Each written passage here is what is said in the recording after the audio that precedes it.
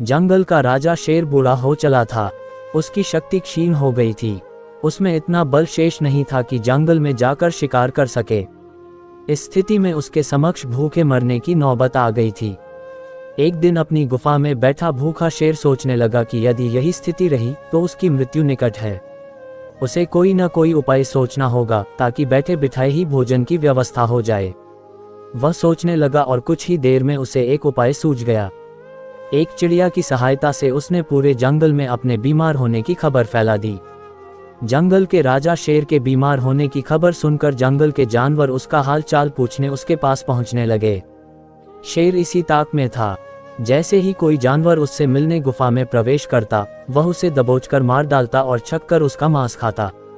हर दिन कोई न कोई जानवर उसे देखने आता रहता और शेर को गुफा में ही शिकार हाथ लग जाता। उसके दिन बड़े आराम से गुजरने लगे।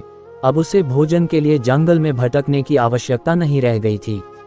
बिना मेहनत के उसे अपनी ही गुफा में भरपेट भोजन मिलने लगा था। कुछ ही दिनों में वह अच्छा मोटा हो गया। एक सुबह एक लोमड़ी उसे देखने आई। लोमड़ी चालाक थी। वह गुफा के अंदर नहीं गई, बल्कि गुफा के द्वार पर खड़ी हो गई। वहीं से उसने शेर से पूछा, वनराज, आपकी तबीयत कैसी है? क्या अब आप अच्छा महसूस कर रहे हैं? कौन हो मित्र? अंदर तो आओ। मैं बीमार बूढ़ा शेर बाहर तक तुमसे मिलने नहीं आ सकता। मेरी दृष्टि भी कमजोर है। मैं तुम्हें यहाँ से ठीक से देख भी नहीं सकता। आओ मेरे पास आओ, मुझसे आखिरी बार मिल लो। मैं कुछ ही दिनों का मेहमान हूँ।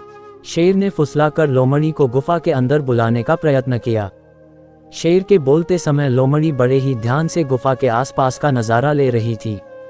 शेर की बात खत्म होते ही वह बोली, वनराज, मुझे क्षमा करें, मैं अंदर नहीं आ सकती। आपकी गुफा में अंदर जाते हुए जानवरों के पैरों के निशान तो हैं, किंतु बाहर आते हुए नहीं। इसका अर्थ मैं समझ गई हूँ। सब कुछ जानते बूझते हुए भी यदि मैं अंदर आ गई तो उस जानवरों की तरह मारी जाऊंगी जिनके पैरों के ये निशान हैं। इसलिए मैं जा रही हूँ। लोमड़ी ने जंगल में जाकर बूढ़े शेर की करतूत सभी जानवरों को बता दी। उसके बाद कोई भी जानवर शेर से मिलने नहीं गया। इस तरह अपनी बुद्धिमानी से लोमड़ी ने न सिर्फ अपनी जान बचाई, बल्कि जंगल के अन्य जानवरों को भी शेर के हाथों मरने से बचा लिया। सीख: बुद्धिमान व्यक्ति दूसरों की गलतियों से सबक लेते हैं।